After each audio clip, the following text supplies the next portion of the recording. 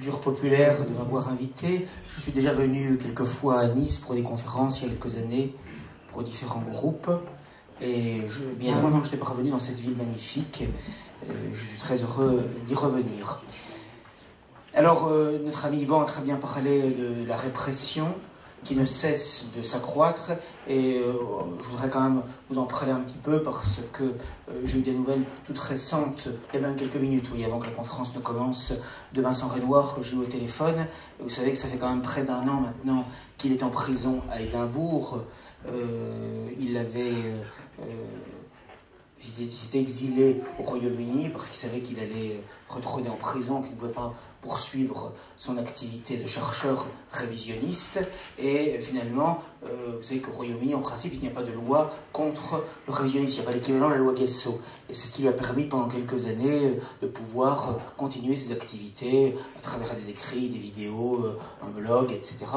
Mais finalement, Monsieur, depuis... Oui, oui, juste simplement par rapport à la caméra. Oui. Pour, pardon. Que vous allez bien en face. Pas de souci, d'accord. Donc Pas je trop, reste dans le pas trop aller à droite à gauche. Pardon, d'accord. Et donc depuis, vous savez qu'il y avait eu en août 2020 le mémorial d'Oradour, il y avait eu un graffiti, en fait, hein, où c'était marqué « Vincent a raison ». Renoir a raison, et depuis cette époque-là, ça les a rendus fous, et donc la police française, enfin l'Office français de lutte contre les crimes, contre l'humanité et les crimes de haine, c'est comme ça que ça s'appelle, eh bien, a tout fait pour qu'il soit d'abord retrouvé, mis en prison, puis extradé. Hein. Et je crois quand même que le contre-espionnage britannique a essayé de le retrouver, parce que vous savez qu'en 2021, il avait réussi à échapper à la police, dans un premier temps, le policier était venu le chercher, ils avaient trouvé son adresse, il avait réussi en passant par l'arrière du bâtiment, il y avait une sortie à l'arrière, il avait pu donc sortir, et puis finalement, il vivait en clandestinité en Écosse, finalement, près d'un petit port, près de Saint-Andrew, sur la côte est de l'Écosse, et finalement, ils ont réussi à le retrouver.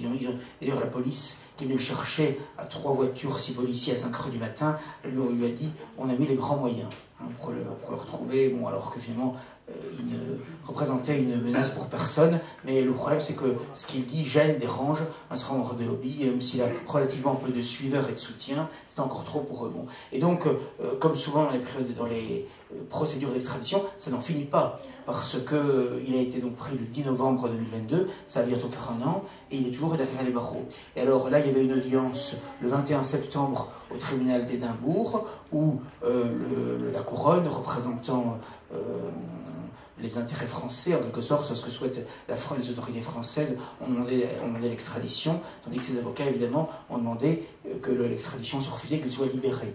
Bon. Et alors, ce qui est très intéressant, c'est que l'accusation a évoqué le fait que les écrits et les vidéos de Vincent Renoir étaient une menace contre la paix. Il faut le sortir, ça.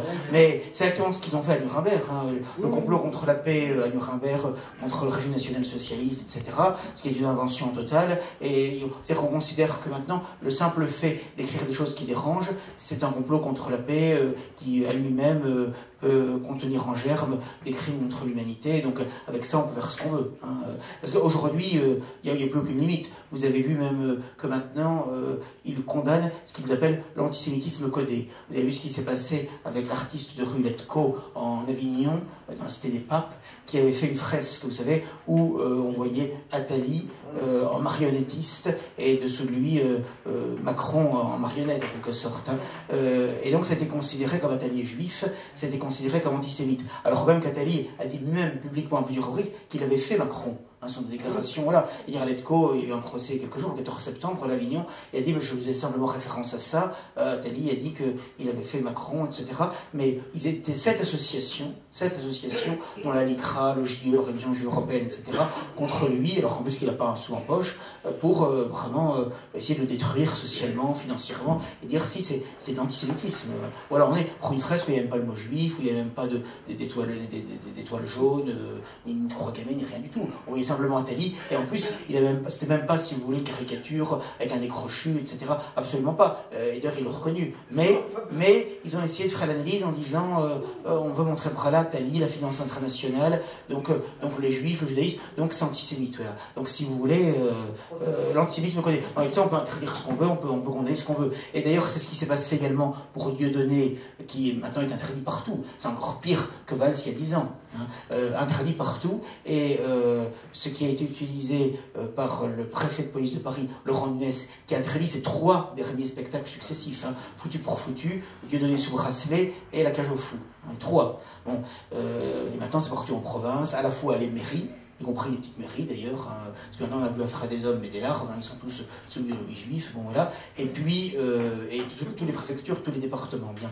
Et alors donc, le 6 septembre, le préfet de police de Paris a interdit le spectacle, alors même que Dieudonné, via son avocat, avait donné le script intégral au préalable au préfet, ce qui est incroyable d'ailleurs, hein, parce qu'on est censé être dans un pays de liberté, et les artistes, lorsqu'ils sont mal vus, doivent donner à l'avance le texte du spectacle. Eh bien, ça n'a pas suffi parce que le préfet a dit, oui, mais rien ne dit que Dieudonné sur scène ne dérapera pas, s'en tiendra au script du spectacle, et donc ça n'est pas suffisant. Mais ça, si vous voulez, dans ce cas-là, on peut tout interdire, quoi. C'est le fameux adage, hein, qui veut noyer son chien l'accuse d'avoir la rage, mais finalement, c'est fou, quoi, je veux dire. Bon, voilà. Et puis d'autre part, donc ça c'était un des éléments, parce qu'il y avait 3 arguments pour essayer pour interdire ce spectacle. Donc de toute façon, rien ne dit qu'il respectera le script scrupuleusement. Deuxième argument, c'était de dire, mais dans le passé, Dieudonné, dans ses spectacles, a fait l'apologie des discriminations, persécutions et exterminations, je ne change pas un mot, perpétrées pendant la Seconde Guerre mondiale. Bon, je pense qu'il sera bien en peine de démontrer ça. Bon, je pense qu'il faisait allusion probablement au fait qu'il avait monté Faurisson sur scène en 2008 au Zénith. Enfin, on voit mal en quoi c'est une apologie d'une extermination, d'une discrimination. Enfin, voilà où ils en sont. Hein. C'est quand même de la folie pure. On est vraiment dans un monde de fou, d'où le nom du spectacle, La Cage aux Fous, voilà, qui était parfaitement adapté. Et la troisième raison qui est donnée, alors là c'est presque encore plus fort, si j'ose dire, c'est parce que le Zénith de Paris se trouve proche d'une synagogue. Hein. Alors, comme si, bien sûr, hein, c'est écrit en toutes lettres, hein, comme si finalement les spectateurs de Dieudonné, dont la plupart sont tout à fait dépolitisés d'ailleurs, ils viennent simplement pour s'amuser, passer un bon moment, à la sortie du spectacle, aller détruire ou incendier une synagogue. Enfin, c'est grotesque. Hein, voilà. Et d'autre part, parce que c'était le 14 septembre, c'était la veille d'une fête juive importante, qui est le début de l'année judaïque, donc le calendrier hébraïque, Rosh Hashanah. Voilà. Alors je croyais que la République était un pays laïque. Mais il est vrai que, comme le disait Pierre Sidos, s'il y a eu la séparation de l'Église et de l'État, il n'y a jamais eu la séparation de la synagogue et de l'État. Voilà. Hein. Et d'ailleurs, on voit très bien que maintenant les crèches de Noël, elles sont interdites partout, y compris maintenant, on fait interdire des statues de la Sainte Vierge, des calvaires, l'archange Saint-Michel au Sable d'Olonne, etc. Mais en revanche, la fête d'Hanouka, toutes les mairies de France, notamment à Paris et tout ça, là, il n'y a aucun souci. Je veux dire, la fête des Lumières juives, là, on peut même les rues, les trottoirs, sans limite. Là, ça n'est pas une atteinte à la laïcité, vous voyez. Donc, ça, c'est intéressant à savoir. Bon, et donc, en quelque sorte, de toute façon, on sait très bien maintenant que de Rosh Hashanah jusqu'à Hanouka, de toute façon, du 1er janvier au 31 décembre, de toute façon, il faut en quelque sorte donner des gages à ce lobby. Bon. Et donc voilà les 3 raisons pour lesquelles le spectacle de Dieudonné a été interdit par le préfet de police de Paris. Et naturellement, Dieudonné, via ses avocats, est allé dans la justice administrative. Bon, on sait très bien qu'il n'y a pas grand-chose à attendre de la justice en général, et qui plus est, de la justice administrative. Je rappelle que pendant le Covid, la justice administrative en France a systématiquement donné raison au pouvoir public pour toutes les mesures de restriction des liberté de circulation, liberté de manifestation, liberté de culte, etc. Systématiquement, sans aucune exception, il faut le savoir. Donc, si vous voulez, le drame de notre monde moderne, c'est que beaucoup de gens maintenant n'ont plus le goût, l'amour du risque et de la liberté.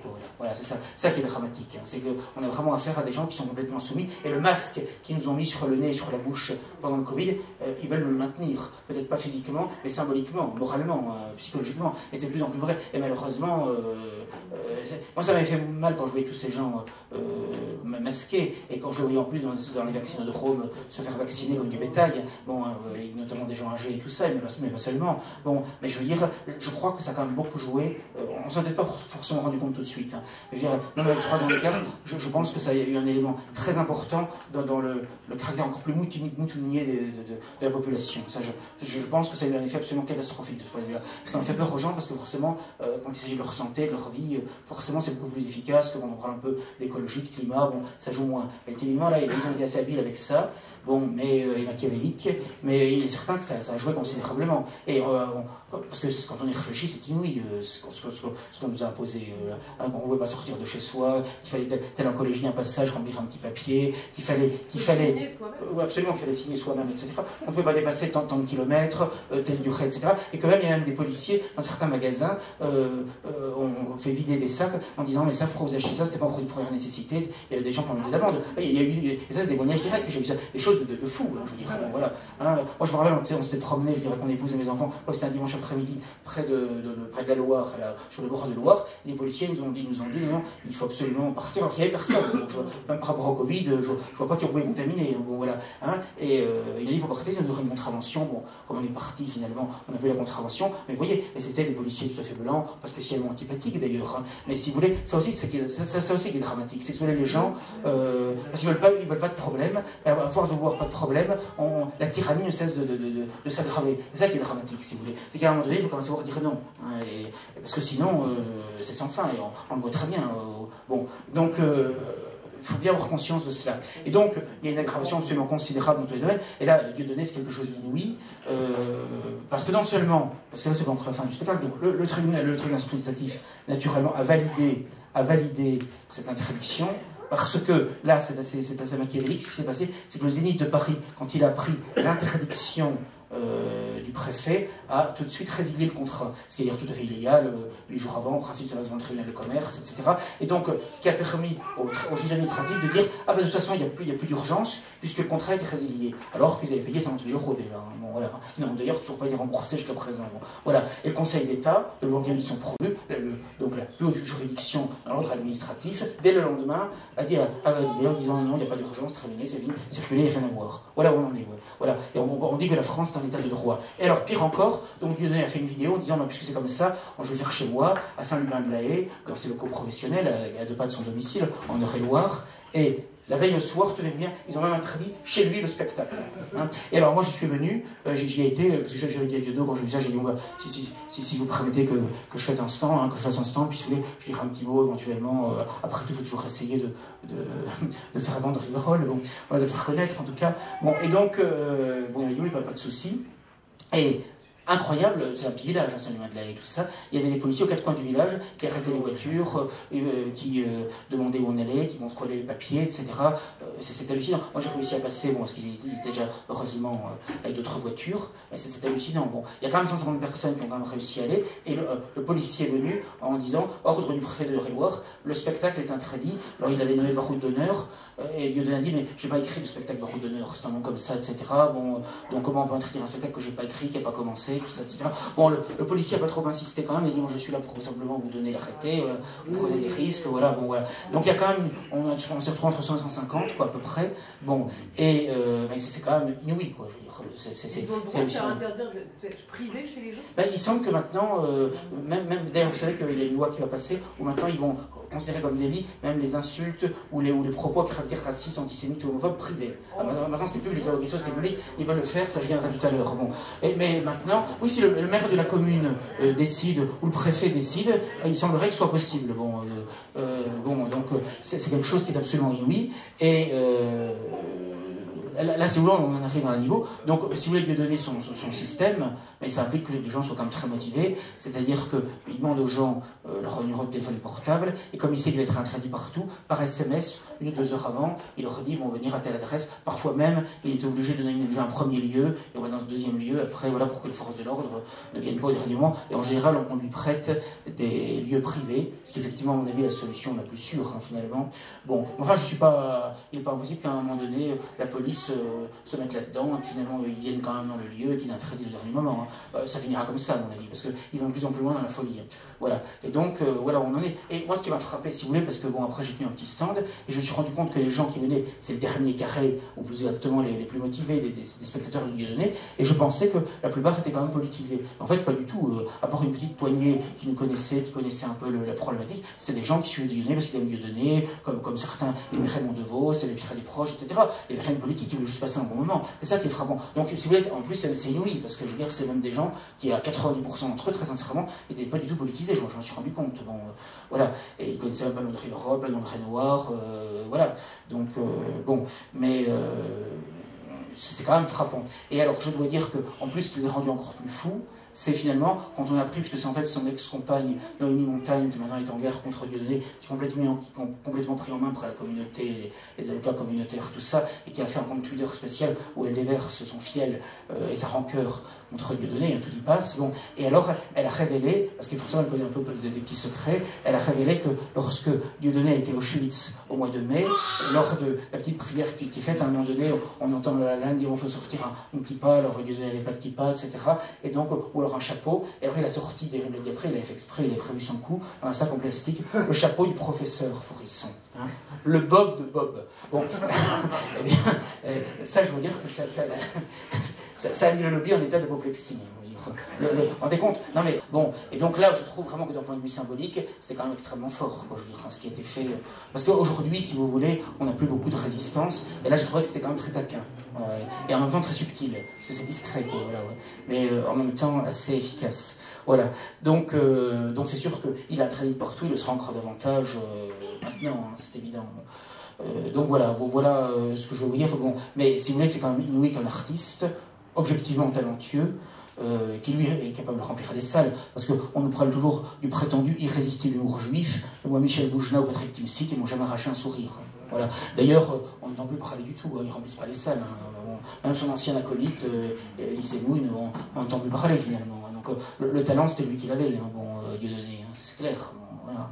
Donc il est certain qu'il n'a pas vu le coup venir de ce côté-là, et c'est sûr que ça leur fait quand même très mal avec Frisson, tout ça. Mais je maintiens, c'est quand même une petite minorité de son public qui a été politisé par l'occasion. La plupart sont des gens qui sont là simplement parce qu'ils l'apprécient en tant qu'humoriste, en tant que saltimbanque, en tant que chansonnier. Mais c'est tout, hein, ça va au-delà. Voilà. Et donc je vais raconter quand même cela parce que c'est quand même fou ce qui se passe. Donc vous voyez Renoir, Dieudonné, et c'est tous les jours qu'on a des folies. Bon, Yvan nous a raconté ce qui s'est passé au cimetière, c'est quelque chose d'inouï. On s'en prend en quelque sorte aux morts maintenant. Même les morts dérangent. Et d'ailleurs, la LICRA a dit, pour se féliciter de la décision du préfet de police d'interdire le spectacle de Dieudonné, elle a dit, je cite, que le préfet avait su, en interdisant ce spectacle, préserver le vrai sens de la liberté d'expression. Je ne change pas un mot. C'est-à-dire que lorsque on présente au Festival d'Avignon des enfants blancs qui sont approchés, hein, voilà, c'est ça, où on insulte les spectateurs blancs, hein, y a des gens qui ont été tout ça, ou même on vole des sacs il y a eu des cas comme ça, on vole des sacs de spectateurs blancs, bon voilà, des choses de fou. Alors c'est censé être scénique, enfin c'est quand même violent, hein, bon voilà, où il y a un racisme anti-blanc décomplexé. Là c'est la liberté d'expression. Là ça ne choque personne. Hein. Lorsque Charlie Hebdo toutes les semaines vomit sa haine du christianisme avec des dessins absolument abjects, hein, du Christ, de la Sainte Vierge, de la Sainte Trinité et même de Mahomet pour les musulmans, et c'est fait vraiment pour offenser la foi des croyants. Là on n'est pas dans une critique intellectuelle de la religion, etc. Là c'est vraiment fait pour heurter les convictions, la foi des gens de manière vraiment ignoble, hein, et abjecte. Ça c'est la liberté d'expression. Hein, voilà.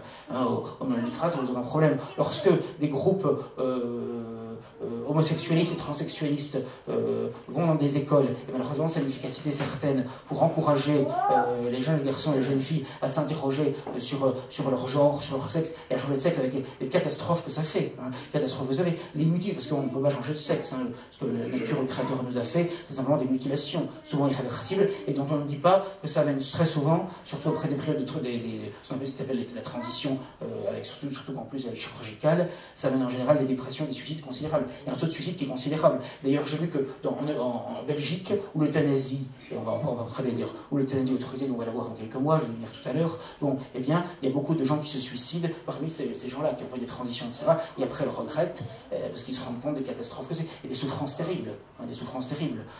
Par exemple, je rentrerai dans des détails scabreux, mais par exemple, des hommes qui, vous savez qu'il y a un gynécologue à Pau, qui a subi un procès, parce qu'il a refusé de recevoir en gynécologie un homme se faisant passer pour une femme. Il avait subi en disant qu'il n'était pas du tout compétent pour ça. Et il est poursuivi pour transphobie.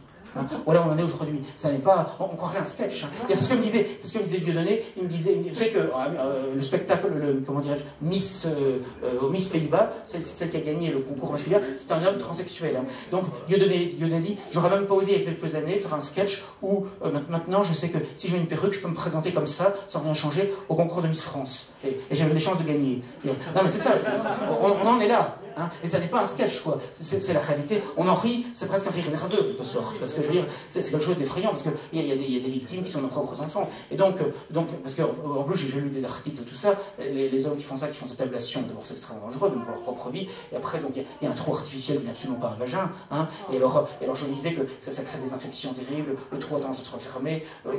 Lorsqu'il y a des relations sexuelles, excusez-moi, je veux dire, souvent c'est des souffrances atroces. Enfin, il y a des témoignages, c'est abominable, quoi. Je veux dire, ce genre de folie, c'est la barbarie. C'est la barbarie, hein, je veux dire. On est dans la barbarie. Et on promeut ça. Ça, c'est le droit de l'homme, oui. Et la Cour européenne des droits de l'homme promeut ça. Hein. À chaque fois que elle donne raison à cela, quoi, je veux dire. Voilà, on en est, quoi. Bon, hein. Et là, on va avoir donc non seulement on a ça en France, mais on va avoir d'ici quelques mois l'euthanasie. C'est-à-dire, on avait déjà l'avortement de masse, avec le avorté, là on va voir les vieillards euthanasie. Et pas seulement les vieillards, parce que je vois en Belgique, aux Pays-Bas, même des enfants, maintenant même des mineurs. Hein. Vous savez, dans la vie, je pense que ça vous arrive à tous, il y a certains moments, quand vous avez une succession de coups durs, vous savez, on vous dirait, est-ce que vous voulez mourir tout de suite? Sur le coup, on dirait pas forcément non, on le regretterait dès le lendemain. Hein, parce que la vie, elle est faite de joie et de peine, de souffrance, d'échecs, parfois des souffrances qui peuvent être très vives. Bon, heureusement, demain est un autre jour. Bon, il est évident qu'avec l'euthanasie, ça va être absolument dramatique. Et là, il va l'imposer aux unités de soins palliatifs, qui vont bien sûr revaloriser, hein, évidemment. Dans l'offre de soins, il faudra qu'on propose aux patients le suicide assisté ou l'euthanasie active. Hein, voilà. Et c'est quand même terrible, parce qu'auprès des médecins qui doivent soigner, on leur demande de donner la mort, en quelque sorte. Et vous imaginez en plus... c'est très facile dans des EHPAD et tout ça, les enfants ne viennent pas voir leurs parents, une petite souffrance, etc. Un petit coup de boule, c'est vite fait, je veux dire, c'est vite fait. Et en plus, rien vous dit que finalement, on n'euthanisera pas, on euthanisera avec la volonté active des gens. Vous savez, après, c'est très facile de tricher, etc. À partir du moment où on ouvre la boîte de Pandore, il n'y a plus de limite. Hein, bon, sans compter qu'après, il peut y avoir toute une série de chantages à l'héritage, etc., entre les enfants. Enfin, on va avoir des choses absolument sordides, hein, absolument effrayantes. Hein, bon, il faut en avoir conscience. Hein. Et ça, là encore, c'est les droits de l'homme. C'est le nom de la liberté de mourir dignement. Enfin, on nous l'a fait pour l'avortement, on sait ce qu'il en est. Bon, les traumatismes que ça implique. Et Macron, il n'est là que pour ça. Mais ce serait un autre, ce serait pareil. Hein. Mais lui, particulièrement, c'est que la plupart des ministres sont homosexuels dans le gouvernement. J'en ai fait la liste, je crois que c'est la majorité. Je suis dans le groupe RN, il y en a un tiers. Hein, Marine Le Pen a transformé le FN en lupanard pédérastique, bon, mais au gouvernement Macron, je crois que c'est vraiment les 2 tiers ou les 3 quarts, et dans les deux sens. Il y a aussi des ministres lesbiennes, etc., qui le disent ouvertement, hein, qui s'en cachent même pas. Donc comment voulez-vous? Ils n'ont pas d'enfants, tous ces gens-là. Et d'ailleurs, je regardais la plupart des chefs de gouvernement en Europe, en Occident, ils n'ont pas d'enfants. Comment voulez-vous qu'ils défendent la famille? Je suis désolé, il y a quand même un lien, hein, c'est évident. Comment voulez-vous que les problématiques auxquelles on est confronté en tant que parents, parce qu'en plus, auprès des enfants, ça donne le sens du réel, hein, ça donne aussi beaucoup d'humilité. Hein, bon, voilà. Parce qu'on fait ce qu'on peut, c'est pas toujours évident. Bon, mais ça donne quand même un sens du réel, et puis on se rend compte de problèmes concrets qui se posent au quotidien, etc. On sait bien que des gens qui n'ont pas d'enfants, et en plus qui sont dans ces morts-là. Vous savez que le ministre de l'Éducation nationale, par exemple, Gabriel Attal, est paxé à Stéphane Séjourné, qui va être le chef de file de la liste macroniste européenne. Stéphane Séjourné, qui est député européen macroniste. Bon, et les deux donc sont ensemble, je crois qu'ils sont paxés d'ailleurs, ou mariés, peut-être, je ne sais plus officiellement, entre guillemets. Bon, et Attal a dit, c'est sur sa fiche Wikipédia, j'invente rien, c'est pas l'extrême droite antisémite qui dit ça. Gabriel Attal a dit qu'il souhaiterait faire avec son compagnon, Stéphane Séjourné, je cite, je ne change pas un mot, hein, une GPA éthique. Hein, là, finalement, on a un vocabulaire qui est absolument inouï. Là, c'est ce qu'on pourrait appeler un oxymoron. Vous savez, une obscure clarté. Bon, voilà, un oxymoron. Voilà, une GPA éthique. Voilà, on en est, quoi. On est gouverné par des gens comme ça. C'est-à-dire, c'est des gens, c'est pas simplement décadent. Si vous voulez, là, on est vraiment dans l'inversion mentale, intellectuelle, sexuelle la plus totale, avec tout ce que ça implique comme folie, quoi. Et donc il n'y a plus de limite, il n'y a plus de limite. Et même maintenant, ils veulent imposer la sexualité aux enfants, aux petites écoles. Là, en Belgique, c'est des trucs, c'est l'âge de 3 ans, ils veulent montrer aux enfants la pornographie, officiellement pour la combattre. On sait, hein, voilà. Et donc, il y a même quelques écoles qui ont été brûlées, et là, de ce point de vue-là, il faut reconnaître qu'il y a des catholiques, aussi des musulmans, qui ont quand même un peu le sens de la famille, qui sont tout à fait choqués, à juste titre. Bon. Et donc, bon, ça crée beaucoup de protestations. Je ne sais pas ce qui se passerait en France, mais vous voyez, ils sont sans limite. Hein. Et si on ne réagit pas, d'ailleurs même quand on réagit, on est loin d'avoir toujours gagné, hélas, mais ils sont sans limite dans ce qu'ils font. Dans la volonté de pourrir l'enfance, la jeunesse, la détruire l'humanité d'une façon absolument inouïe, s'en prendre à l'être dans son intimité la plus profonde. C'est quelque chose d'effrayant. C'était inimaginable. Moi, si on avait dit ça il y a encore 30 ans, 40 ans, j'aurais jamais imaginé ça. Et c'est quand on y réfléchit, au regard de l'histoire, c'est quand même allé très vite. Ça va quand même très vite. Et ça va de plus en plus vite. Et sans, me semble-t-il, qu'il y ait tellement de réactions proportionnées. Vous voyez, est-ce qu'il y a un parti politique aujourd'hui, vraiment en France, qui a le vent en poupe, en tout cas qui a des élus, qui fait un certain pourcentage, qui se bat vraiment de manière frontale contre ça? Absolument pas. Est-ce qu'il y a Rassemblement national lutter contre la théorie du genre, contre le LGBTisme? Pas du tout. Ils sont eux-mêmes en gang traînés par tout ça, etc. Donc je veux dire, malheureusement, c'est ça qui est dramatique, si vous voulez, aujourd'hui. J'ai souvenance quand même du Front National dans les années 80-90, c'était quand même pas ça. Il y avait quand même un volet familial qui défendait la famille traditionnelle, qui défendait le mariage, qui défendait la famille nombreuse, qui défendait la natalité. Bon, voilà. Tout c'était pourtant pas des piliers d'église, loin de là-dedans. Mais enfin, il y avait quand même un sens du respect de la loi naturelle, du bon sens, etc. Aujourd'hui, c'est fini, quoi, je veux dire. Hein. Et même la plupart de ce qu'on appelle les mouvements populistes en Europe, souvent c'est ça, c'est LGBTiste, c'est complètement décadent, pour être en quelque sorte autorisé, en quelque manière, promu dans les médias, etc., comme opposition contrôlée, quoi, finalement. Voilà. Donc c'est quelque chose quand même dont il faut mesurer la gravité et qui n'est pas simplement un phénomène français, c'est tout l'Occident qui est comme ça, tout l'Occident aujourd'hui.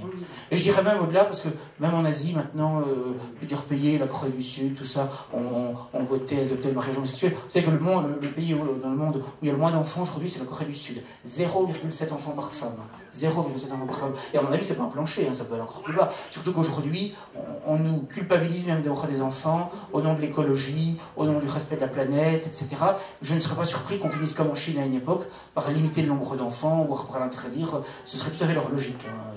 Et en plus, avec l'euthanasie de masse, l'avortement de masse, plus l'immigration de masse, bon, bah, c'est sûr qu'ils nous détruisent à une vitesse grand V.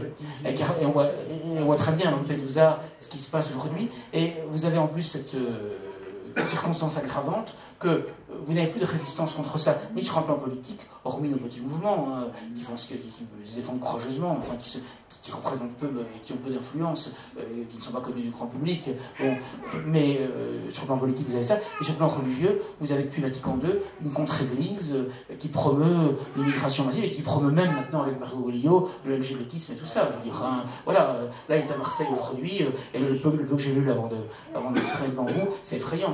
C'est l'accueil sans limite des migrants, alors que la charité chrétienne, c'est importante, mais la vraie charité, ce serait plutôt de développer leur pays chez eux, que chacun reste chez soi, parce que de toute façon, ça fait des déracinés, ça fait des malheureux, cette affaire-là, de toute façon, dans tous les sens. Bon. Et ça ne peut qu'amener des problèmes considérables. Donc, ce qu'il faudrait plutôt, c'est essayer de développer l'Afrique sur le plan économique et industriel, et aussi développer l'Europe qui, elle, se désindustrialise de plus en plus. Ce serait ça le bon sens. Hein. Mais là, il y a une volonté d'importer de manière massive, artificielle, des migrants, dont d'ailleurs toute une partie, pas tous, mais dont une partie, parce que là-dedans vous avez de tout, hein. Vous avez des malades mentaux, vous avez des gens qui en plus n'étant pas chez eux, etc., étant complètement en plus exilés et tout ça, peuvent commettre, pour certains d'entre eux, les pires sauvageries, hein. Bon, c'est évident, je dirais. Donc en plus même par rapport, je dirais, à la défense de l'ordre public, pour le coup, c'est une catastrophe, sans même parler après des conséquences que ça a sur les comptes publics, à l'école, pour le chômage, pour la sécurité dans la rue, etc., et même pour l'identité française. C'est-à-dire qu'au fond, il faut bien comprendre que ce qui nous est reproché aujourd'hui, c'est en quelque manière de vouloir être nous-mêmes, de vouloir que la France reste ce qu'elle a toujours été, de vouloir simplement continuer, se marier, avoir des enfants blancs, continuer à vivre dans un pays plurimillénaire, etc. Et continuer ce que nos ancêtres ont fait, certes, sans doute avec les moyens modernes d'aujourd'hui, mais continuer pour l'essentiel ce qu'a justice toujours fait. Ça, aujourd'hui, c'est considéré quasiment comme criminel, quoi, voilà. Défendre la famille traditionnelle, c'est être homophobe. Vouloir défendre son peuple, c'est être raciste.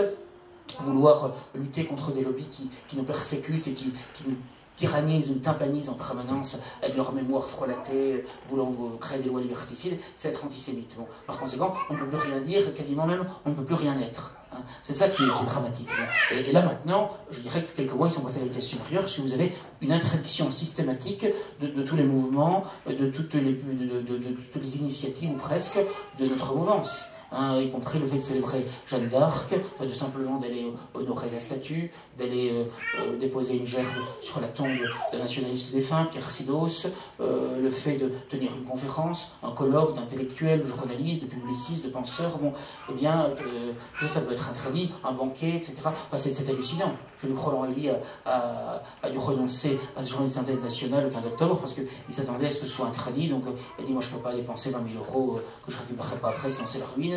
Donc il a dû renoncer de manière préventive à cette journée. Et tout est comme ça, vous voyez, maintenant. Bon. Et on ne sait pas combien de temps ça va durer, si ça va pas encore s'aggraver. On peut craindre que ça s'aggrave, parce qu'il n'y a aucune raison avec les gens qu'on a au pouvoir aujourd'hui que les choses changent. Et moi, ce qui me frappe le plus dans cette affaire, c'est, je dirais, l'indifférence et le silence général, le silence sépulcral par rapport à tout ça. J'ai l'impression qu'il n'y a pas du tout de réaction, qu'il n'y a pas du tout de résistance. J'ai souvenance, quand on allait encore un peu, il y a quelques années, au BBR, il y avait encore du monde, et j'avais l'impression qu'il y avait encore un peuple français, une résistance. Alors, c'est vrai qu'on avait les gilets jaunes, et il est vrai que les gilets jaunes, c'était beau de voir surtout les gilets jaunes des ronds-points, bon, c'est vrai que ça avait été quelque chose auquel personnellement je ne m'attendais pas, et que j'ai trouvé magnifique, mais ils ont quand même réussi à neutraliser l'affaire, en introduisant après les bad blocs, en essayant de diviser le mouvement, en essayant de le diaboliser, et d'ailleurs on remarquerait que dans cette affaire comme dans tout autre, comme ceux qui ont voulu lutter contre la tyrannie sanitaire, tout de suite on a dit antisémitisme. Chez les jaunes, on a dit tout de suite antisémitisme. Attali, BHL, alors que rien n'avait été dit, rien n'avait été fait, tout de suite, tout simplement parce qu'ils voulaient défendre simplement vivre décemment. Hein, donc, quelques-uns ont évoqué Rothschild, la finance internationale, ou simplement un meilleur équilibre des richesses. Tout de suite, ça a été considéré comme antisémite, hein, ce qui est quand même révélateur. Hein, voilà, puisque je crois que même le Bnei Brit avait fait des déclarations absolument incendiaires en disant que les Gilets jaunes étaient en train, je cite, de mettre le feu à la République, ce qui prouve bien que la République c'est eux d'ailleurs, en passant, bon, mais on le savait déjà, mais je veux dire, mais c'est quand même révélateur, quoi, je veux dire, bon, dès qu'il y a une réaction populaire de bon sens, etc., vous retrouvez toujours les mêmes, hein, j'y peux rien, moi, c'est pas ma faute, c'est pas moi qui vois partout, c'est pas ma faute s'ils sont manifestés à chaque fois, j'y peux rien, je veux dire, c'est un fait, quoi, voilà. Moi, dans la persécution en subi à Rivarol, je peux vous assurer que c'est pas les musulmans, hein, je suis désolé, je veux dire, bon, je suis désolé, c'est pas le Hezbollah ou le cercle franco-algérien de France, hein, je suis désolé, hein, voilà. Parce qu'il faut distinguer, il y a une immigration massive, effectivement, qu'il faut combattre, mais ça ne veut pas dire qu'individuellement, il n'y a pas des gens qui sont tout à fait respectables, je veux dire, c'est un peu, je veux dire, ça n'a rien à voir, ça ne veut pas dire qu'on n'est pas favorable à une politique de rémigration progressive, qui pourrait se faire humainement à la française, puis ça ne veut pas dire qu'il pourrait y avoir des exceptions, évidemment, mais ce qu'il faut, c'est pouvoir rester soi-même chez soi, c'est évident, je veux dire, bon, que chacun soit chez soi, et il y a des gens qui peuvent parfaitement le comprendre, je veux dire, ça, bon, et qui ont conscience quand même, parce qu'ils voient même s'ils ont des enfants, ils sont confrontés à l'école au même problème que nous, et puis ils voient bien dans les médias ce qui se passe, quoi, voilà.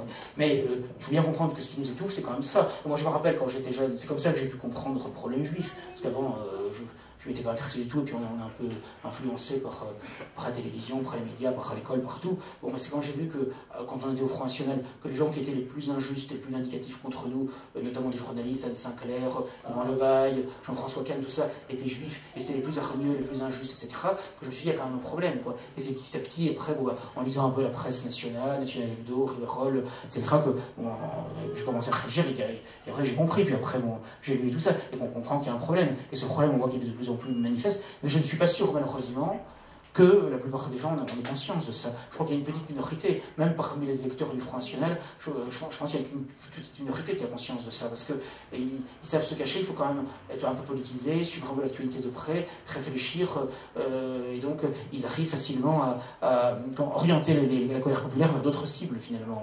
Et ça, ils sont assez efficaces pour ça, comme ils tiennent les médias, qui tiennent... Les gens étaient dressés aussi. Aussi. On va dire depuis 80 ans, c'est vrai que c'est ça, je veux dire, depuis la Seconde Guerre mondiale... Ça, c'est évident que... Et ça marche à fond. Il y a des réflexes pavloviens, c'est sûr, de la plupart des gens.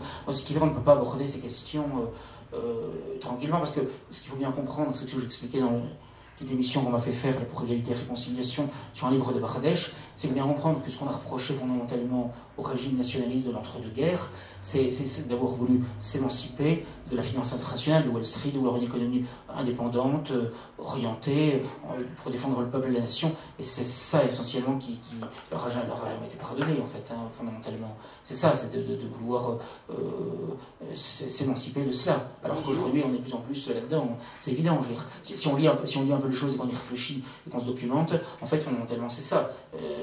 Et ça n'était pas supportable pour les gens dirigeants Wall Street, la City, c'est tout. Je veux dire, ça, Henri Coston l'a très bien démontré dans Le Financier qui mène le monde, on sort de ce problème-là. Hein. D'ailleurs, quand on pense que François Hollande avait eu le culot en 2012 de dire que son ennemi c'était la finance, il est allé assez loin dans la campagne en disant c'est un ennemi qui n'a pas de nom, il n'a pas d'adresse, tout ça.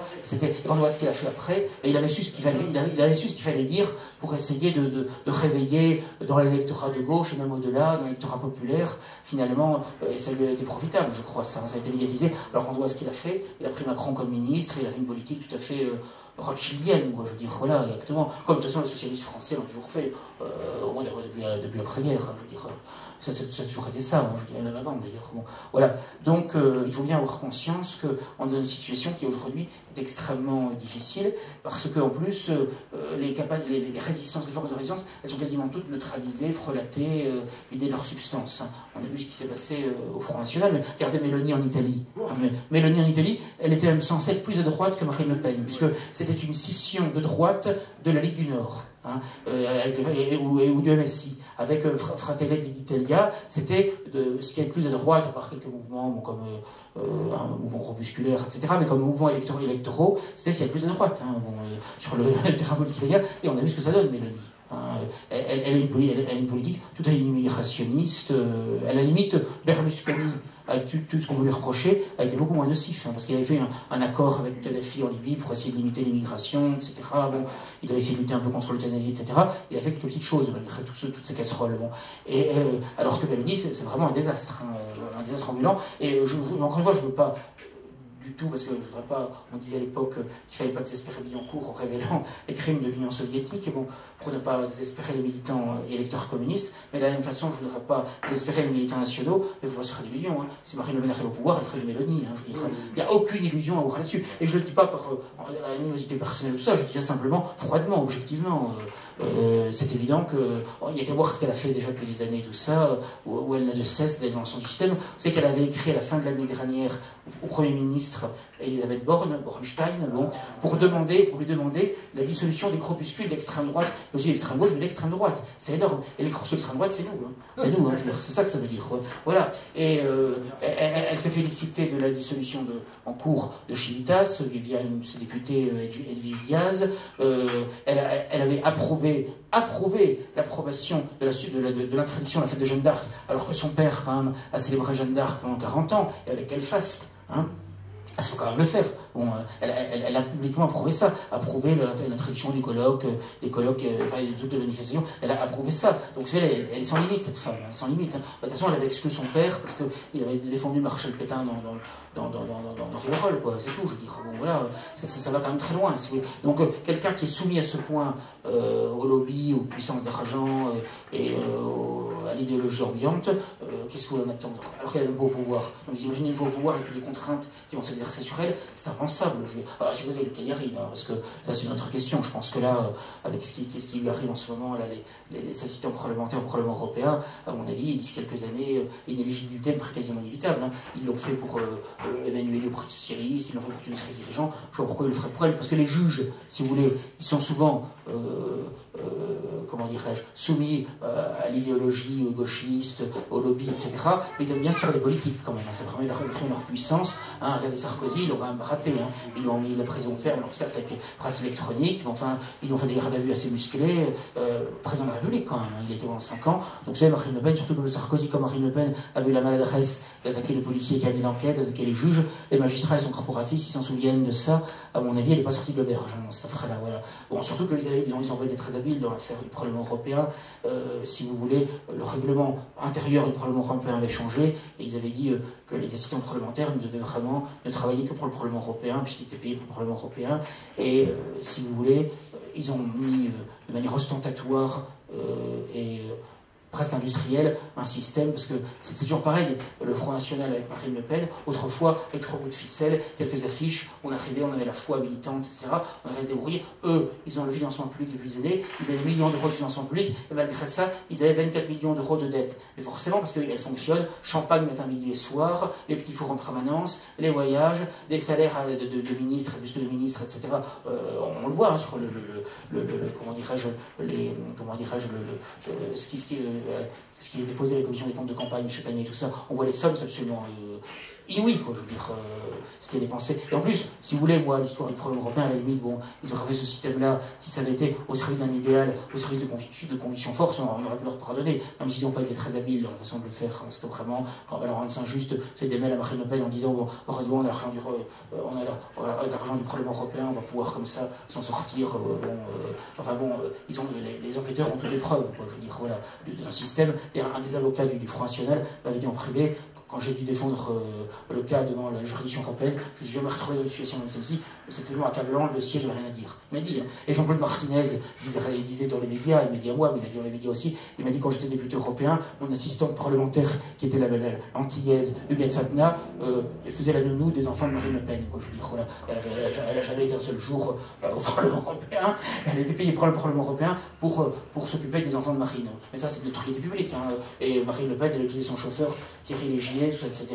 Elle utilisait comme chauffeur, elle était payée pour le Parlement européen. Donc si vous voulez, il y a un moment donné, quand vous faites des choses comme ça, surtout quand vous êtes en parti d'opposition, mais remarquez, même Bayrou, même Mélenchon, ils sont mis en cause aussi. Mais le RN l'a fait de manière plus industrielle, et je dirais plus malhabile encore, bon voilà, plus imprudente. Bon. Donc forcément, ça va lui retomber dessus. Hein. Mais moi, je dirais que c'est triste d'un côté, mais d'un autre côté, je vous dirais franchement, il y a une justice immanente, parce qu'elle a tellement tout trahi les fondamentaux, trahi les idées, exclu des militants vraiment sincères, désintéressés, dévoués, des cadres historiques, poussés au départ, purgés à 32 gens, y compris son propre père. Quelque part, Cyril Malbrel, on dirait, il y a une justice immanente, hein, je vous dis franchement. Bon. Mais il ne reste pas moins que c'est quand même dramatique au niveau de la situation de la France, de l'Europe et de l'Occident, parce qu'on est, si vous voulez, d'un côté, on est envahi, c'est la submersion externe, donc par l'extérieur, l'agression extérieure, et en interne, on détruit par le LGBTisme, par le chouatisme, par la culpabilisation permanente, par la destruction de la famille, par la destruction de la morale. Donc, si vous voulez, quand vous additionnez les deux, c'est dramatique, si vous voulez. C'est un cocktail explosif. Et là, je vous dis maintenant, on va avoir l'euthanasie en plus. Donc, là, ça va être voté, en principe, d'ici la fin de l'année. Et en plus, contre les dissidents que nous sommes, les nationalistes que nous sommes, eh bien, non seulement je dis il y a des interdictions, mais ils vont voter une loi, je sais pas si vous avez su, c'est ce que Borne avait promis au CRIF, hein, puisque à chaque fois qu'il y a un dîner du CRIF, je me dis, qu'est-ce qu'ils vont encore nous concocter comme loi liberticide, hein, à chaque fois il faut donner des gages au lobby. Et donc là, Borne avait dit maintenant, prison ferme dès la première instance, que vous savez peut-être que dans le droit de la presse en France, on ne peut pas aller en prison tant qu'il n'y a pas une condamnation définitive. C'est-à-dire que si on appelle, puis après en cassation, il faut attendre que le pourvoi en cassation soit rejeté pour qu'on aille en prison. Voilà. C'est ce qui est arrivé à Alain Soral. En première instance, il a été condamné à la prison ferme. Je crois que c'était pour un morceau de rap qu'ils avaient, qui n'était pas de R, mais qu'ils avaient repris sur leur site, où il y avait Rothschild, enfin où ils brûlaient le nom de Rothschild et d'autres noms à consonance hébraïque. Bon, eh bien, Eh bien, donc il a été condamné, je crois, 1 an ou 2 ans de prison ferme pour des gens en première instance de Bobigny. J'ai l'impression qu'on est encore plus souvent, jugé encore plus violemment souvent en province qu'à Paris. J'ai l'impression que souvent c'est pire, parce qu'en plus, ils connaissent pas le droit de la presse, donc ils vont mettre des condamnations, c'est délirant. Bon, et donc, ils avaient demandé un mandat de dépôt contre Soral, et le parquet avait refusé en disant c'est illégal, parce que le droit de la presse, c'est pas prévu. Bon, voilà. Et donc, depuis cette affaire, ils se sont dit, il faut qu'on fasse évoluer la loi, et c'est une vieille revendication de la LICRA d'enlever du droit de la presse tout ce qui est, je cite, selon elle, racisme, antisémitisme, xénophobie, homophobie. Bon. Et donc, c'est ce qu'ils font. Alors, là, pour l'instant, il ne s'agirait pas de l'enlever du droit de la presse, mais de permettre aux magistrats, dès la première instance, lorsqu'ils prononcent le jugement en première instance, de donner un mandat de dépôt. C'est-à-dire que, par exemple, si on est condamné pour un article jugé raciste, antisémite, négationniste ou homophobe, eh bien, le directeur de publication, le journaliste ou l'auteur des propos visés, ira en prison directement. Même s'il fait appel, ce ne sera pas suspensif. Voilà. Et comme en général, entre la première instance et l'appel, il y a 1 an, bon, bah, il aura le temps de faire son année de prison. Parfait, merci beaucoup Monsieur Bourbon. Ça me permet de... Merci.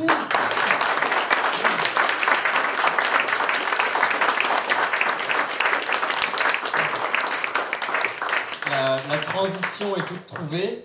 Est-ce que justement vous pouvez du coup, donc là on va passer d'abord aux questions des membres de l'association, donc les questions qu'on a à vous poser. D'accord. Et puis à Yvan aussi, je pense. Et à Yvan également, mais ce sera du coup avec Yvan, on rappellera, pour les questions du public d'ici peu. Là la transition est toute trouvée avec ce que vous étiez en train de dire. Est-ce que vous pouvez, parce que c'est vous qu'on invite aujourd'hui et au final on en a très peu parlé, est-ce que vous pouvez nous dire quelles sont les persécutions que vous subissez actuellement? Qu'est-ce que la CTPAP? Très bien. Quelles sont les persécutions que subit Rivarol? Pouvez-vous présenter le journal et dire quelles sont les... D'ailleurs, je vais être rapide pour pas quand même être trop long, mais bon, Rivarol a été créé en 1951, il y a donc maintenant près de 73 ans, et c'est un journal qui existe sans discontinuité en tant que kiosque sur abonnement depuis cette époque. Bon. Et sur une ligne d'opposition nationale européenne assez radicale, d'opposition au système. Bien.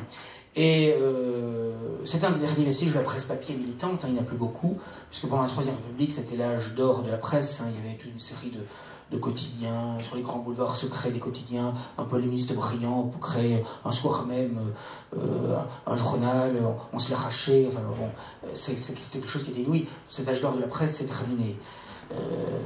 Déjà la guerre de 14 avait commencé déjà un petit peu à limiter un peu la liberté de la presse, mais c'est surtout depuis la fin de la guerre 40, depuis l'épuration finalement, avec l'autorisation préalable de paraître, l'épuration qu'il y a eu, tous les journaux qui avaient paru sous l'occupation qui ont été interdits, et depuis cette époque-là, on a une presse qui est quand même très politiquement correcte, très soumise, et très soumise notamment à la finance internationale. Vous voyez par exemple, je prends un exemple Dieudonné.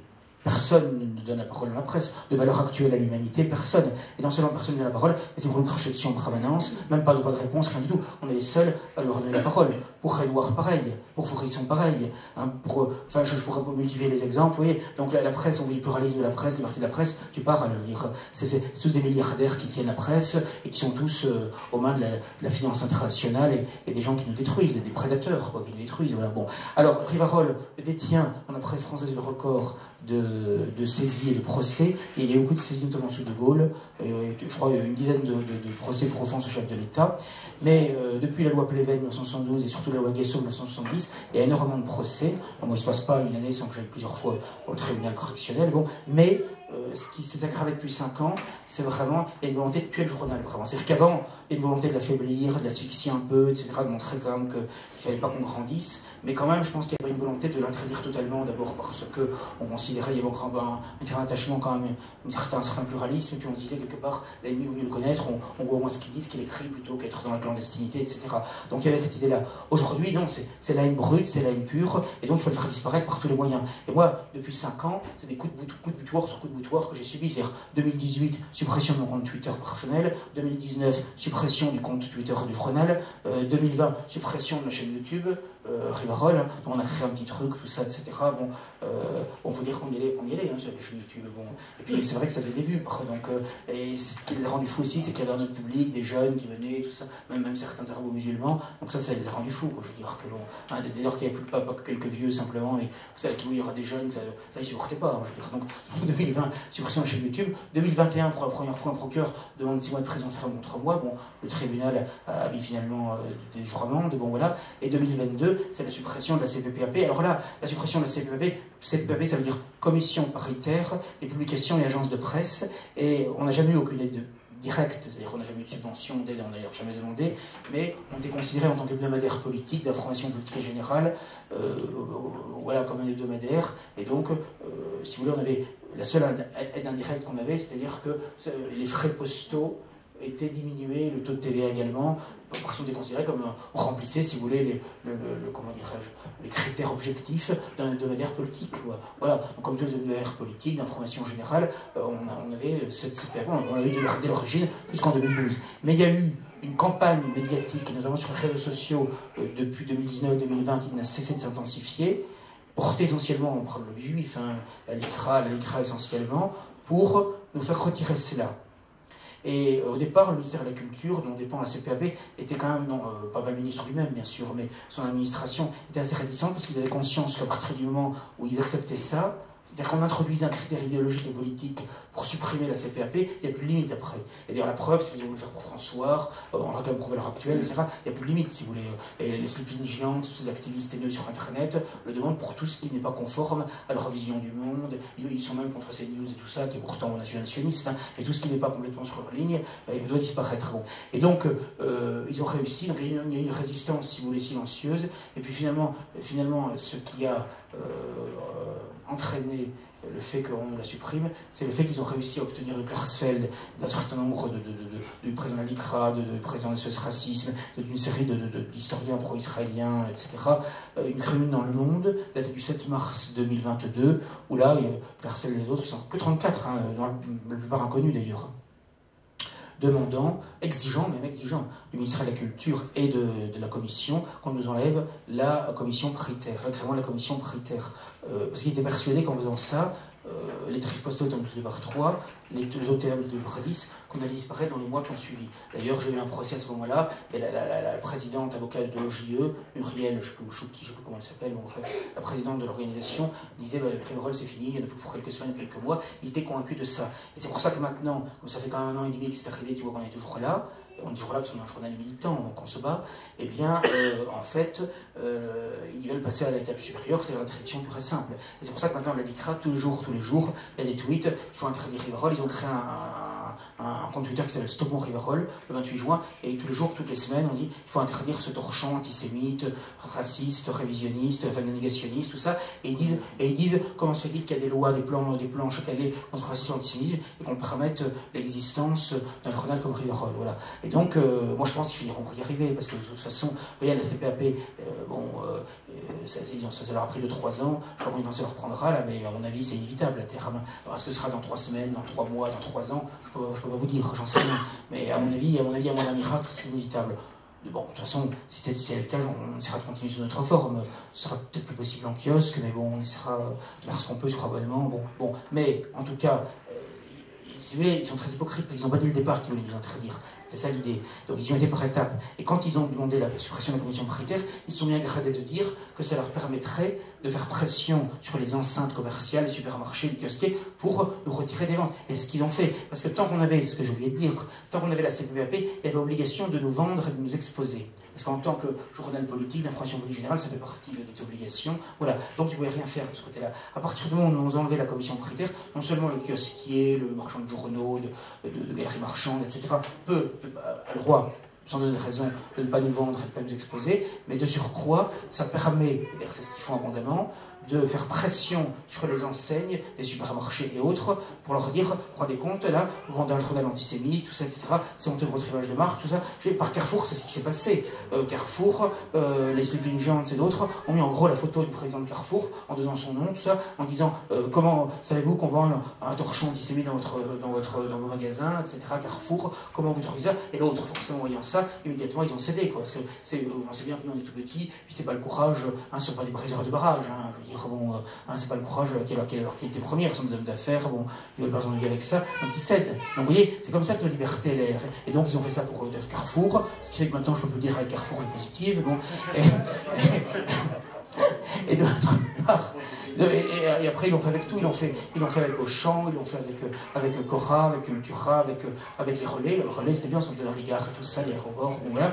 Et donc ce qui fait que maintenant, on a perdu 25 à 30% des ventes, parce que les gens, quand ils faisaient leurs courses, dans leur petit caddie, bon, ils passaient dans les rayons intégrés du supermarché, ils prenaient Rivarol en même temps qu'ils achetaient leurs carottes ou leurs tomates, ou voilà. Bon, et bien là maintenant, c'est plus compliqué. Alors on essaye, si vous voulez, de réimplanter Rivarol dans des magasins voisins pour qu'ils l'acceptent, tout ça, mais c'est plus compliqué. Donc si vous voulez, nous on a tout contre nous en ce moment, parce qu'on a le triplement des tarifs postaux, c'est énorme, hein. On paye 4 000 € par mois, on paye 12 000 par mois. Je pense que vous vous rendez compte, 12 000 € ce que c'est par mois de frais postaux, je veux dire. C'est énorme la poste, hein. Et pour une poste qui marche de plus en plus mal en plus. Bon. Parce qu'on prend les services publics, on paye de plus en plus cher pour des services de moins en moins performants, hein. Bon, voilà. Donc il y a ça, donc la poste, le papier, alors ça le papier c'est pas une persécution, c'est tout le monde, enfin ça tombe mal, c'est 30 et 40% d'augmentation du prix du papier depuis 2 ans, avec la guerre en Ukraine, etc. Bon, ça a augmenté le prix du papier, c'est la raréfié. Oui, parce qu'on nous a expliqué que le papier, il fallait le chauffer, donc il y a besoin d'un certain nombre de matières premières qui aujourd'hui se raréfient. Bon, je ne sais pas. Voilà, donc en tout cas, ça a augmenté concernant le prix du papier, donc le papier, la poste, la TVA, et puis maintenant la prescription dans les kiosques. Donc ça fait quand même beaucoup, quoi, je veux dire. C'est beaucoup pour une structure comme la nôtre, bon, qui n'avons pas de soutien de trust, de banques, de mécènes, de milliardaires, malheureusement. Bon, voilà. Donc c'est compliqué, donc ça devient de plus en plus difficile. Mais pour l'instant, bon, j'essaie de réduire la voilure autant que j'ai pu, mais à un moment donné, une fois qu'on est à l'os, on est à l'os. Hein, bon, voilà. Bon, et donc, moi, bien quoi, je ne suis pas à l'os. Hein, non, je sais, parce qu'on me reproche, ma femme appelle Yvan Gomme. Mais non, mais je le dis, parce que parfois c'est dans les commentaires, c'est un petit peu la seule critique qui est faite, c'est un peu regrettable, mais bon, je suis désolé. Moi, ma femme pensait avoir épousé le sosie de Robert Brasillac, elle se retrouve avec le sosie de Bénil. Bon, mais ça sont parfois les inconvénients du mariage auxquels on n'avait pas pensé immédiatement. Bon, mais trêve de plaisanterie, ce que je veux dire, c'est que fondamentalement, voilà, donc si vous voulez, on a une série de difficultés conjoncturelles et structurelles, et donc ils veulent nous asphyxier. Et comme ils voient que c'est pas encore suffisant, qu'on ne meurt pas assez vite, hein, qu'on respire encore, hein, bien que l'air soit vicié, eh bien, donc ils ont décidé de passer à la vitesse supérieure, et là ils sont fous, quoi, je veux dire. Et puis le fait qu'en plus, je sois les soutenir Dieudonné, tout ça, l'histoire du chapeau, professeur, tout ça, ça les rend fous, ça les rend hystériques. Hein. Ça m'avait pensé, leur réaction pour le chapeau de Dieudonné, ça m'avait pensé, vous savez, dans le film La Passion de Mel Gibson, où on voit, lorsque le Christ marche sur la croix, quand on voit que le temple, le voile du temple se déchire de haut en bas, ils sont complètement en panique, hein, les grands prêtres dans le temple, etc. Le chapeau de Dieudonné, c'est le même effet. Ça les a mis en état d'apoplexie. Il n'y a plus rien qui sort de la bouche, quoi, maintenant, etc. Non, mais c'est ça, ils étaient saisis, quoi. Mais après, ils se reprennent vite, quand même. Et donc il faut s'attendre à des persécutions renouvelées. Moi, si vous voulez, je me suis vraiment posé la question cet été, quand j'ai vu la dissolution de Chilitas, qui est pourtant plus modérée que nous, je veux dire. Hein. Bon, je dirais, non, mais je dirais, c'est pas la position, c'est pas la structure un peu modérée chez l'État, mais je veux dire, ils sont beaucoup moins en pointe que nous, je dis ça de manière descriptive, hein, que nous, que moi, ou qui vont que moi, je veux dire, sur les questions juives, sur l'hygiénie, sur tout ça, ils sont quand même très prudents là-dessus, même si, je pense, sur le fond, ils pensent plus ou moins comme nous, mais ils sont plus prudents. Et donc, malgré ça, ils ont quand même été dissous.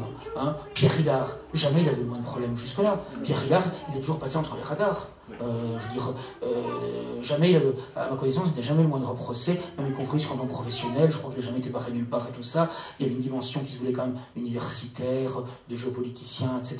Ce qui fait que certes, il était quand même assez marqué dans nos milieux, mais si vous voulez, il n'avait pas été tellement repéré jusqu'à présent. Hein. Et là, maintenant, c'est fini. Hein. Depuis un an, ce qui s'était passé, rappelez-vous, à Orléans, où le maire LR d'Orléans avait accepté qu'il ait une médiathèque municipale. Ils avaient pression sur le maire et le maire a cédé. Et là, ça a recommencé récemment parce que, si vous voulez, la répression appelle la répression. Et c'est comme sur la Révolution française, si vous voulez, c'est que finalement, celui qui a soutenu la personne coupable est coupable aussi, hein, et son entourage, etc. Et donc, et donc là, c'était l'association France Souveraineté, qui est une association souverainiste, sans doute sympathique, mais enfin, pas plus radical que ça, qui avait donc invité Pierre Hillard. Eh bien, l'association France Souveraineté faisait partie du forum des associations qu'organise chaque année la mairie d'Orléans au début septembre. Là, eh bien, il y a eu une campagne de presse médiatique très violente contre cette association parce qu'elle a soutenu Hillard. Donc, si l'association avait invité quelqu'un de jugé antisémite, c'est qu'elle est antisémite. Donc, il faut la dissoudre. En tout cas, il ne faut pas l'inviter. Voilà où ils en sont, quoi, je veux dire. Hein. C'est la logique de l'épuration de la terreur, la loi des suspects de la terreur, telle qu'on l'a connue sur la Révolution française. Et moi, je dois dire que ce qu'on vit aujourd'hui, ça n'est pas encore la terreur sanglante de 1793 ou 1944, mais dans le climat, ça y ressemble quand même. Ça y ressemble de plus en plus, c'est les mêmes. Hein. C'est la lutte des mêmes contre les mêmes, de toute façon. C'est bien. Parce que c'est toujours Pierre Sido, de toute façon, l'histoire, il n'y a pas vraiment de changement, c'est la lutte des mêmes contre les mêmes. Hein, je veux dire, bon, et voilà. Et, moi, quand je vois. Que vous soyez croyant ou pas, moi je vous conseille, dans le temps prévu, de lire de temps en temps l'évangile des apôtres. D'abord, je trouve que c'est magnifique, bon, le Christ, ce qu'il dit, ça réchauffe toujours le cœur. Mais en plus, si vous voulez, quand on voit les Juifs, je veux dire, c'est exactement le même comportement qu'ils ont aujourd'hui. Je veux dire, vous voyez au moment de la Passion, vous voyez, quand le Christ ressuscite Lazare, ils veulent essayer de tuer Lazare. Ça monte à un degré de méchanceté, de perversité quand même, etc. Hein, on crée un complot, il faut essayer la nuit pour essayer le Christ, alors qu'il est plus très populaire, puisqu'il a guéri des gens, il a fait des miracles, etc. Bon, il a fait que lui entre lui, donc il faut essayer de faire ça de nuit, etc. Bon, voilà, on essaie de trouver tous les moyens, tous les subterfuges pour essayer de le détruire. C'est exactement leur même méthode, etc. Je veux dire, et dans les actes des apôtres, lorsque il est dit, Hérode, pour plaire aux Juifs, avait fait exécuter Jacques le mineur, et donc il a mis, pour plaire également aux Juifs, Saint-Pierre en prison, etc. Voilà, vous avez ça en permanence. Hein. Et dans l'évangile, plusieurs fois, propter metum nous déroule, par crainte des Juifs. Par crainte des Juifs, les apôtres s'enferment au Sénat, ils ont peur. Par crainte des Juifs, quelques personnes de la synagogue qui sont pour le Christ, on le voit de nuit, comme Nicomède, etc. Voilà, un Joseph d'Arimathie ne se passe montrer. Voilà. Moi, quand je lis l'évangile, je me dis, mais c'est actuel, quoi, je veux dire, finalement. C'est les mêmes, quoi, fondamentalement. C'est les mêmes. Hein. Quand vous pensez en Palestine occupée, que, bon, ils tuent des enfants palestiniens sans un problème de conscience, ils nous détruisent, mais sans le moindre problème de conscience. Moi, si j'ai du mal à quelqu'un, je veux dire, après, je m'en voudrais à mort, quoi. Je veux dire, enfin, on a quand même une conscience, quoi. Quand on a fait quelque chose de mal, après, ça ronge, quoi. Je veux dire, on n'est pas bien. Enfin, bon, en tout cas, je suis comme ça. Bon, eux, aucun problème, quoi. Je veux dire, voilà, c'est vraiment, voilà. Ils sont sans limite, quoi. C'est quelque chose quand même assez effrayant, je veux dire. Bon. Et en Palestine, ils volent la terre des gens, ils détruisent des maisons, les chefs israéliens détruisent des maisons, détruisent des cadastres, voilà, ils tuent sans sommation des enfants, enfin, je veux dire, c'est tous les jours, c'est l'horreur, hein, c'est un camp de concentration à ciel ouvert, Gaza, et dans la plus totale impunité, grâce au dogme shoatique. Bon, et donc finalement, ça permet tout, quoi. Hein, ça permet de tuer en permanence, voilà. Et moi, ce que je trouve effrayant, c'est quand je vois même des écoles dites catholiques, et qui n'ont catholique que le nom. Moi, je l'ai vu même pour les enfants, tout ça, hein. Bon, qui sont dans le prise sous contrat. Bon, au lieu de les amener en Vendée, etc., où quand même il y a eu des héros catholiques, tout ça, on les amène à Auschwitz, quoi. Ce qui prouve bien que c'est pas notre mémoire, c'est pas notre affaire, ça, etc., je dirais, hein, voilà. Donc c'est quand même révélateur, on voit vraiment la toute-puissance juive, quoi. Et malheureusement, il y a la lâcheté des gens, mais aussi l'imbécilité de beaucoup. Hein. Il y a aussi beaucoup de gens qui ne réfléchissent pas. La plupart des gens, bon, ça, de toute façon, que la plupart des gens soient des moutons, ça c'est vrai de toujours. Hein. Dans une organisation humaine, 90% des gens, c'est des moutons, hein, de toute façon. Mais ça a toujours été. Et alors, c'est encore plus vrai maintenant avec le broche de crâne de la télévision, de l'école et tout ça, mais ça a toujours été vrai. Quand vous avez, par exemple, une organisation qui trahit, un chef qui trahit, les réactions, elles sont toujours très limitées, sur un plan politique, sur un plan religieux. Regardez à Vatican II, quand il y a de prêtres, ils disaient tous la vraie messe, la messe en latin, la messe traditionnelle, ils avaient été formés, la théologie traditionnelle, le thomiste et tout ça. Combien ont réagi contre Vatican II?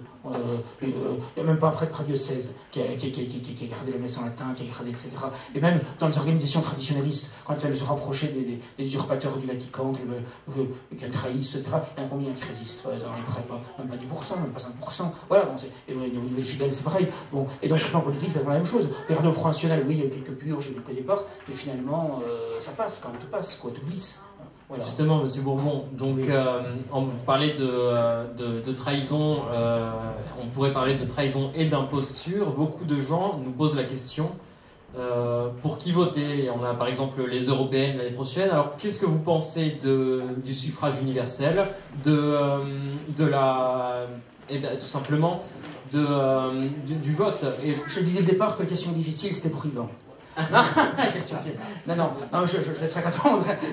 Non, je laisserai répondre. Non, moi, si vous voulez, cette question qui divise au milieu, Pierre Sidos, qui est quand même mon maître à penser sur le plan politique, disait toujours ne nous divisons pas sur la question électorale parce que il y a des passions, si vous voulez, et même des gens qui parfois raisonnent de manière très subtile, très fine sur beaucoup de sujets. Dès qu'il est question des élections, ils deviennent fous. Quoi. Je veux dire, bon, il n'y a plus de raison, il n'y a plus de bon sens.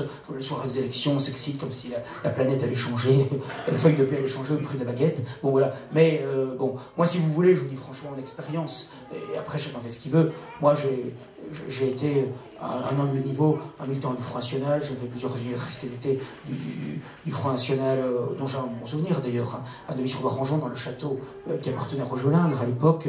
Et moi j'ai connu le Front National canadien historique, et dont j'ai un bon souvenir par les rencontres que j'ai pu y faire, par les sympathies que j'ai pu nouer, etc. Mais si vous voulez, quelque part j'ai un peu un goût amer dans la bouche, parce que finalement, toutes ces grands-messes au BBR, tout ça, etc., ces meetings, ces discours remarquables, courageux et talentueux de Jean-Marie Le Pen, ça c'est très beau, mais qu'en reste-t-il finalement? Qu'est-ce que ça a changé? Ça n'a pas empêché un seul immigré de rentrer en France, ça va changer une seule loi de destruction de la famille, ça n'a pas empêché de détruire toute la liberté, la loi Guesso, la loi Pleven, ça n'a pas empêché les générations actuelles, hein. Ça n'a rien changé, hein. Malgré le dévouement de nombreux militants qui ont parfois payé cher. Hein, par des problèmes parfois graves dans leur métier, dans leur famille, des divorces, pour certains hélas même, certains sont morts, ont été tués, 8 morts, 8 personnes ont été tuées pour leur engagement au Front National, hein, dans l'histoire, tout ça, sans même parler, rappelez-vous Robert Lagier, au collage d'affiches marseillais, qui, dans un collage nocturne qui a mal tourné,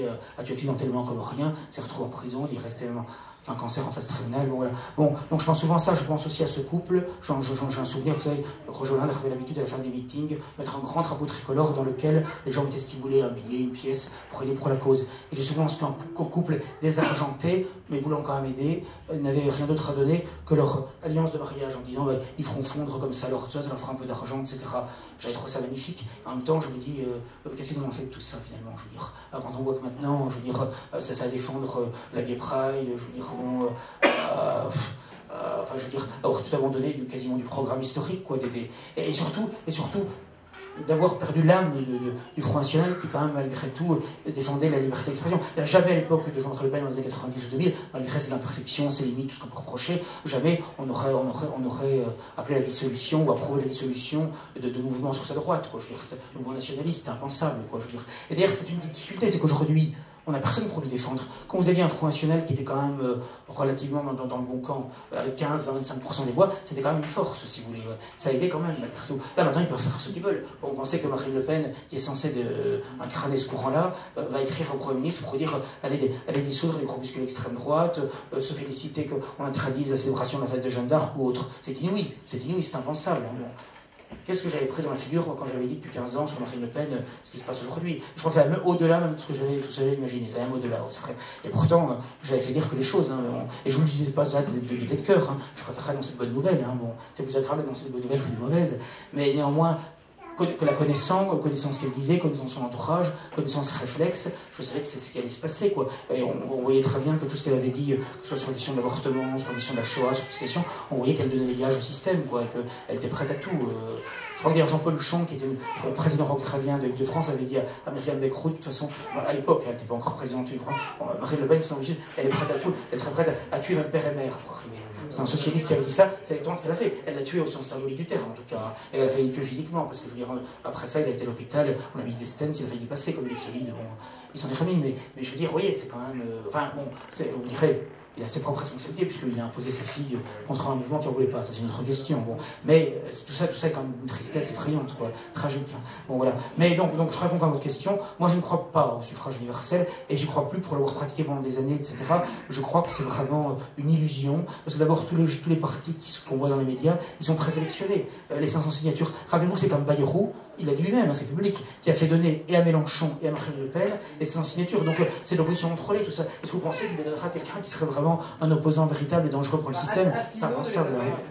Asselineau ne s'est pas eu, voilà. Philippot non plus. Hein, bon, voilà.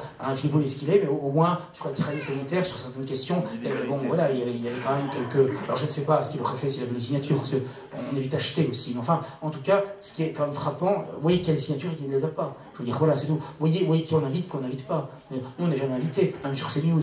Hein. Et d'ailleurs, on dit CNews, bon, d'accord, il y a peut-être certains aspects sur l'immigration, tout ça, mais c'est surtout, effectivement, comment dirais-je, Goldanel, Lévy, Zemmour et tout ça, mais sur la question juive, sur le sionisme, sur les raisons tout à fait dans ce sens-là. Rappelez-vous, Morandini, Gérald de la Warde.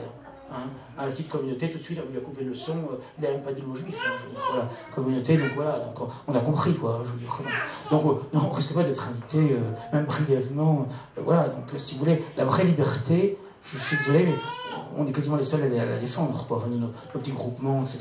Je préférais qu'il en fût autrement, mais c'est différent. Moi-même, je suis interdit de télé-liberté, je suis interdit de radio courtoisie. Hein. J'ai rien fait pourtant, mais simplement parce qu'on craint que je tienne des propos, je tiendrai là-bas les propos que je tiens ici. Alors peut-être de manière un peu plus, comment dirais-je, posée, parce que bon, voilà, je ne suis pas chez moi, mais malgré tout, voilà, je tiendrai pour l'essentiel les mêmes propos. Et il est évident que ça n'est pas possible, quoi. Voilà, donc le drame de notre époque aussi, c'est l'autocensure. Et plus on fait d'autocensure, plus ça va mal, parce que plus la tyrannie, forcément, avance, plus nos libertés régressent. Et on n'ose plus rien dire maintenant. Et je veux dire que moi je le vois maintenant, comme dans les pays communistes, vous savez, où parfois on pralait tout bas, on n'osait pas trop praler de peur d'être espionné, les gens de plus en plus font attention à ce qu'ils disent, même au restaurant, au sein de la famille et tout ça. On va arriver à un moment donné, comme sur Mao, les enfants vont aller dénoncer aux parents, je pense qu'on va y arriver à ça, parce qu'on est sur un système de délation, et je veux dire que les réseaux sociaux favorisent ça, parce qu'on nous encourage à appuyer sur un bouton pour dénoncer un propos haineux, avec du féroce, tout ça, la haine en ligne, tout ça, et donc ça habitue des gens à des petits capots, je dirais, des petits... c'est effrayant, quoi, je dirais. Et après, c'est les mêmes qui vont nous dire que c'est abominable, la délation sous l'occupation, etc. Enfin, qu'est-ce qu'on fait aujourd'hui? C'est une délation à grande échelle en permanence. C'est effrayant. En tout cas, vous êtes le bienvenu ici. Si vous n'êtes pas invité chez CNews, vous êtes bienvenu chez Culture Populaire. C'est très gentil avec vous, dans cette belle ville de Nice, j'en suis heureux. Merci beaucoup, Monsieur Bourbon. On peut l'applaudir.